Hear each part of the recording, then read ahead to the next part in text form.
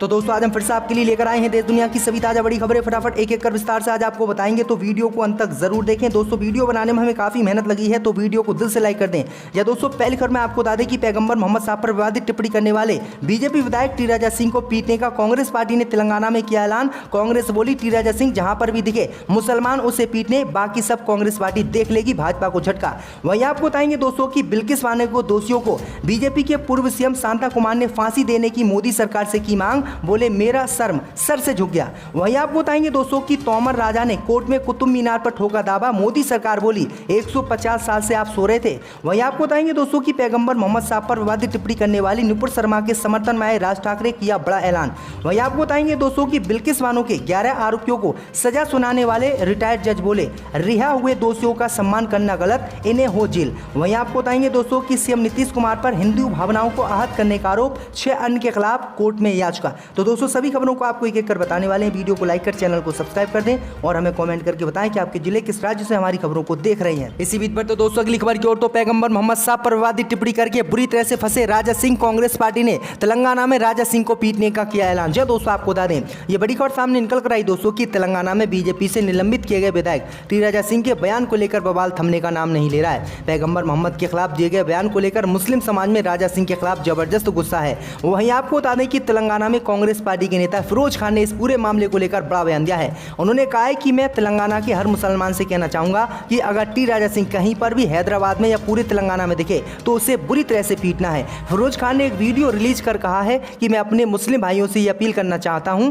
कि कानून को अपने हाथ में लें और टी राजा सिंह के खिलाफ मोर्चा खोल दें। अगर वो कहीं पर भी तेलंगाना में नजर आता है तो उसे बुरी तरह से पीटे, वाकई कार्रवाई हम देखेंगे और हम सभी को बचाएंगे। आगे फिरोज खान ने कहा है कि टी राजा सिंह के बयान की वजह से ही हैदराबाद में हिंसक घटनाएं हो रही हैं। टी राजा सिंह ने ध्रुवीकरण का काम किया है, उन्हें या तो अपने बयान को लेकर माफी मांग लेनी चाहिए, नहीं तो उनका हाल बहुत बुरा हो जाएगा और कांग्रेस पार्टी किसी भी कीमत पर राजा सिंह को तेलंगाना में नहीं छोड़ेगी और इसे पीटेगी। तो ये बड़ी अपडेट आई दोस्तों की कांग्रेस पार्टी ने बड़ा ऐलान किया। इसी बीच पर तो दोस्तों अगली खबर की ओर, तो बिल्किस बानो केस को लेकर गुजरात में बीजेपी को लगा बड़ा झटका। गुजरात में बीजेपी के पूर्व सीएम शांता कुमार ने बिल्किस बानो का समर्थन करते हुए दोषियों को फांसी देने की है मांग। जब दोस्तों आपको बता दें कि बिल्किस बानो केस को लेकर गुजरात में अब बीजेपी नेताओं से बड़ा झटका लगा है। दरअसल आपको बता दें कि बिल्किस बानो मामले पर भारतीय जनता पार्टी ने चुप्पी साध रखी है, लेकिन पार्टी के दिग्गज नेता व हिमाचल प्रदेश के पूर्व मुख्यमंत्री और बीजेपी के पूर्व गुजरात के मुख्यमंत्री शांता कुमार ने इस कांड के दोषियों को रिहा करने की अनुमति देने के लिए गुजरात की बीजेपी सरकार की आलोचना की है। उन्होंने कहा है कि जो लोग जेल से रिहा कर दिए गए हैं वे बलात्कार और हत्या मामले के दोषी हैं। शांता कुमार ने कहा है कि बिल्किस बानो केस के दोषियों की रिहाई के बारे में सुनकर मेरा सिर शर्म से झुक गया। ये इतिहास के सबसे बर्बर आपराधिक कांडों में से एक था। कोई सरकार दोषियों को इतनी छूट कैसे दे सकती है? गुजरात सरकार को अपने फैसले को वापस लेना चाहिए और मामले में दोषी ठहराए गए लोग को फांसी पर लटका देना चाहिए। उन्होंने ये भी कहा है कि वह इन दोषियों को दी गई छूट को वापस लेने के लिए प्रधानमंत्री मोदी तक पहुंचेंगे। तो ये बड़ी अपडेट आई दोस्तों की अब बीजेपी के जो पूर्व सीएम है गुजरात के, उन्होंने ही अपनी सरकार के फैसले का विरोध किया है और इन सभी दोषियों को फांसी देने की मांग की है। तो ये बड़ी अपडेट आ रही दोस्तों। इसी बीच पर तो दोस्तों अगली खबर की ओर, तो तोमर राजा ने कोर्ट में कुतुब मीनार पर ठोका दावा। एएसआई ने कहा 150 साल से आप सो रहे थे क्या? जब दोस्तों आपको बता दें कि कुतुब मीनार के स्वामित्व को लेकर चल रहा घमासान जारी है। कुतुब मीनार में पूजा के अधिकार को लेकर एक याचिका पर पहले से ही सुनवाई चल रही है। ऐसे में दिल्ली की एक अदालत में कुंवर महेंद्र ध्वज प्रसाद सिंह द्वारा हस्तक्षेप याचिका दायर की गई है। इस याचिका में उन्होंने खुद को तोमर का वंशज बताया था और कुतुब मीनार पर दावा ठोक दिया है। इस याचिका पर बुधवार को सुनवाई हुई, जिस पर भारतीय पुरातत्व सर्वेक्षण ने आपत्ति दर्ज कराई। एएसआई ने इस याचिका का विरोध किया और कहा कि यह हस्तक्षेप याचिका निराधार है और इसमें कोई तार्किक या कानूनी तर्क नहीं है। एएसआई ने कहा है कि मौजूदा अपील में कोई भी अधिकार तय करने के लिए ये याचिका पर्याप्त नहीं है। दरअसल आपको बता दें कि उन्होंने कहा है कि जो कुतुब मीनार बना हुआ है वो हमारी जमीन में बना हुआ है और ये हमारा है, इस पर किसी भी कीमत पर सरकार को कब्जा नहीं करना चाहिए। वहीं आपको बता दें कि एएसआई ने कहा है कि 150 साल से आप कहाँ थे और तब आपने कुतुब मीनार पर अपना दावा क्यों नहीं ठोका था? 150 साल बाद आप जाग रहे हो। तो ये बड़ी अपडेट आ रही। इसी बीच पर तो दोस्तों अगली खबर की ओर, तो बिहार में फ्लोर टेस्ट में पास नीतीश सरकार, स्पीकर का चुनाव 26 अगस्त को भाजपा को झटका। जब दोस्तों आपको बता दें कि नीतीश कुमार ने हाल ही में एनडीए का साथ छोड़ दिया था और महागठबंधन के साथ मिलकर सरकार बनाई। नई सरकार के गठन के बाद बुधवार को 2 दिवसीय विधानसभा सत्र बुलाया गया। इसके पहले दिन नीतीश सरकार ने फ्लोर टेस्ट जीत लिया। ऐसे में सीएम अब आराम से अपनी नई सरकार चला सकते हैं। इससे पहले बुधवार सुबह स्पीकर के साथ चल रहे विवाद में भी सरकार को राहत मिली, जहां सत्र शुरू होने के कुछ देर बाद विधानसभा अध्यक्ष और बीजेपी नेता विजय कुमार सिन्हा ने इस्तीफा दे दिया। तो ये बड़ी अपडेट आई दोस्तों कि नीतीश कुमार ने भाजपा को दूसरा बड़ा झटका आज फिर से दे दिया है। इसी बीच पर तो दोस्तों अगली खबर की ओर तो पैगंबर मोहम्मद साहब पर विवादित टिप्पणी करने वाले निपुण शर्मा के समर्थन में आए राज ठाकरे बोले पैगंबर पर उसने जाकिर नाइक की बात को दोहराया। जब दोस्तों आपको बता दें कि पैगंबर मोहम्मद साहब पर विवादित टिप्पणी करने वाली भाजपा की निलंबित नेता निपुण शर्मा को महाराष्ट्र नवनिर्माण सेना के प्रमुख राज ठाकरे का समर्थन मिला। राज ठाकरे ने मंगलवार को कहा कि वह पैगंबर मोहम्मद के बारे में निपुण के कथित आपत्तिजनक बयान का समर्थन करते हैं। मनसा पद अधिकारियों को संबोधित करते हुए राज ठाकरे ने इस्लामी धर्म उपदेशक जाकिर नाइक का जिक्र किया। राज ठाकरे ने कहा कि पैगंबर मोहम्मद के बारे में जो बात जाकिर नाइक ने कही, निपुण शर्मा ने भी वही बात कही है और इसका किसी भी कीमत पर देश में विरोध नहीं होना चाहिए। तो ये बड़ी अपडेट आई दोस्तों कि निपुण शर्मा जिसने पैगंबर मोहम्मद साहब का अपमान किया उसके समर्थन में खुलकर राज ठाकरे आ गए हैं। इसी बीच पर तो दोस्तों अगली खबर की ओर तो बिल्किस बानो केस में 11 आरोपियों को सजा सुनाने वाले रिटायर जज बोले रिहा हुए दोषियों को सम्मान करना बिल्कुल गलत। यह दोस्तों आपको बता दें कि सजा में छूट देना सरकार के अधिकार में है, लेकिन बिल्किस बानो मामलों को दोषियों का कुछ लोगों द्वारा सम्मान करना बिल्कुल भी सही नहीं था। 14 साल पहले उन्हें दोषी ठहराने वाले न्यायाधीश ने मंगलवार को ये टिप्पणी की है।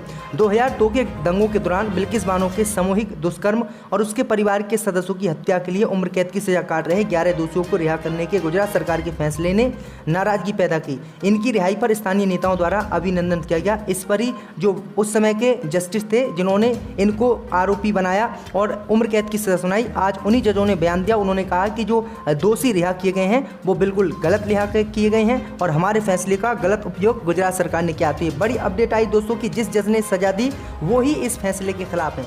इसी बीच पर तो दोस्तों अगली खबर की ओर तो केजरीवाल का दावा, सितंबर में गुजरात में बनेगी आम आदमी पार्टी की सरकार, बीजेपी पर साधा निशाना। जहां दोस्तों आपको बता दें कि गुजरात के भावनगर में दिल्ली के सीएम अरविंद केजरीवाल एवं डिप्टी सीएम मनीष सिसोदिया दोनों लोगों ने आगामी विधानसभा चुनाव में आम आदमी पार्टी के साथ जुड़ने की अपील लोगों से की। लोगों को संबोधित करते हुए दिल्ली के सीएम ने कहा है कि गुजरात के युवा भी अच्छी शिक्षा एवं रोजगार चाहते हैं।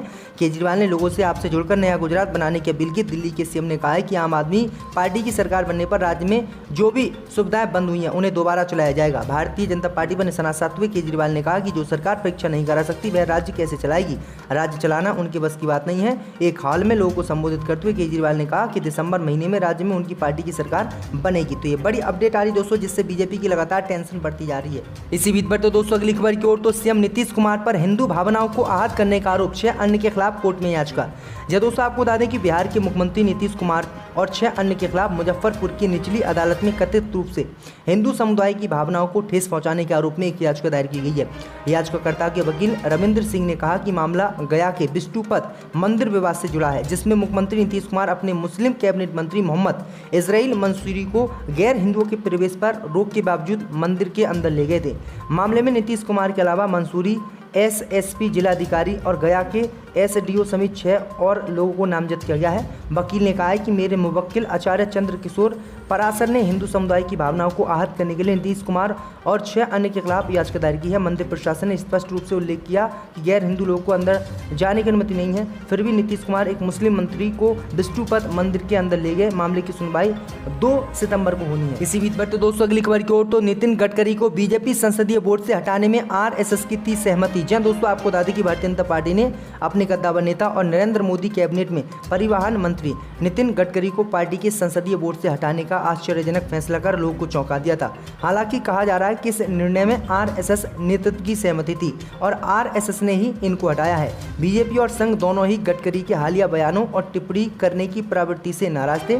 भाजपा के कई वरिष्ठ सूत्रों के अनुसार संघ नेतृत्व में भाजपा के पूर्व प्रमुख गडकरी को उनकी ऐसी टिप्पणी करने की प्रवृत्ति के खिलाफ आगाह किया था जो उन्हें सुर्खियों में लाती हो और विरोधियों द्वारा इसका इस्तेमाल केंद्र और पार्टी को शर्मसार करने के लिए किया जाता है। तो ये बड़ी अपडेट आई दोस्तों, क्योंकि नितिन गडकरी ने कई बार बीजेपी की पोल खोली। उन्होंने साफ कहा है कि बीजेपी अच्छा काम नहीं कर रही है और योजनाएं हम लेकर आते हैं लेकिन योजना पूरी नहीं होती हैं और कई सालें लग जाती हैं और ये योजना पूरी करने का काम सरकार का होता है, हमारा नहीं। इसी को लेकर जो है इन्होंने बयान दिया। उन्होंने कहा है कि सिर्फ आरोप होने से हम गिरफ्तार नहीं कर सकते, जब तक सबूत नहीं मिलेंगे तब तक आरोपियों को गिरफ्तार नहीं किया जाएगा। तो सरकार क्या संरक्षण देगी आरोपियों को? सुप्रीम कोर्ट को इसका संज्ञान लेना चाहिए।